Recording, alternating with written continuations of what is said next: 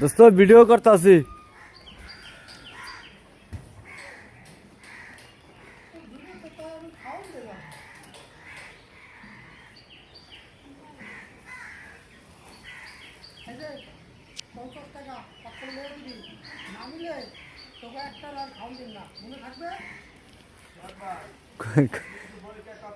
কয়টা? 50টা?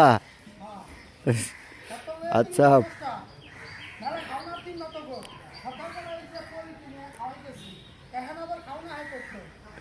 সকালবেলাও খাওয়াই গেছাও?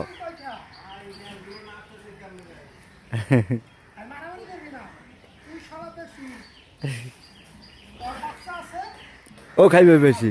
হ্যাঁ, আর বাচ্চা আছে ও বেশি খাইবে।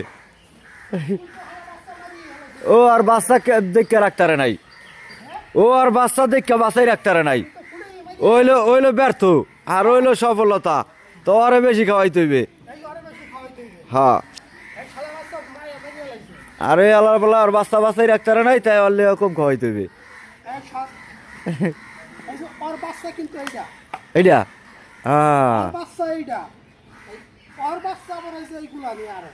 খাই যে ক কি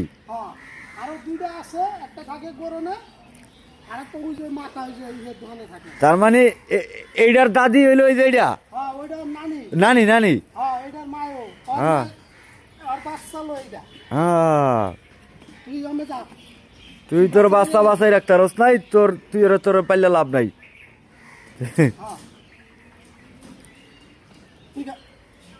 আমি ওরে সেদিনকার আমিও কইছি যে তুই তোর বাচ্চা যে বাচ্চাই রাখতারলি না ক কারণটা কি? ঠিকই আছে। শরীরটা কি বাচ্চা নাই কিন্তু হ্যাঁ বিশ্বাস কর বন্ধু, সকালবেলা 2 ব্যাগকে খাওয়াই গিয়েছিল, তার বাচ্চা হয়েছে দুধ টানে, ওর শরীর ওর করতে এমন, কিন্তু এই শালা এখন খাওয়ান দেয় না। ওর মা মাশাআল্লাহ ভালো আছে, দুধও হ্যাঁ ভরপুর পায়। হ্যাঁ, তুই কাগজটা এই খা। ঠিক আছে দোস্ত, তোমার অনেক অনেক ধন্যবাদ যে তুমি ওদেরকে খাওয়াও, ওদের দেখশন নাও। ভালো, আল্লাহ তোমার মঙ্গল করুক। হ্যাঁ হ্যাঁ, ঠিক আছে বন্ধু, আমি এটা ফেসবুকে সার মানে হ্যাঁ, এটা হচ্ছে মধুমিতা বেকারির একজন ডিলারশিপ। সে মাদারীপুর পুরান বাজার বেকারি মালামাল পাইকারি দরে বিক্রি করে থাকেন। এই যে হচ্ছে আমার বন্ধুটা, এ খুব পশু প্রাণী মানে খুব ভালোবাসেন।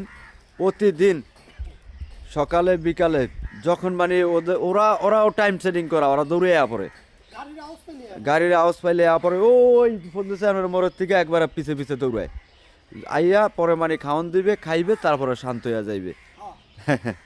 ঠিক আছে, আল্লাহ হাফেজ, সবাই ভালো থাকবেন। সকলে এভাবে পশু ভালোবাসবেন, ওরাও আমাদের এই দুনিয়ার এই একটা সম্পদ।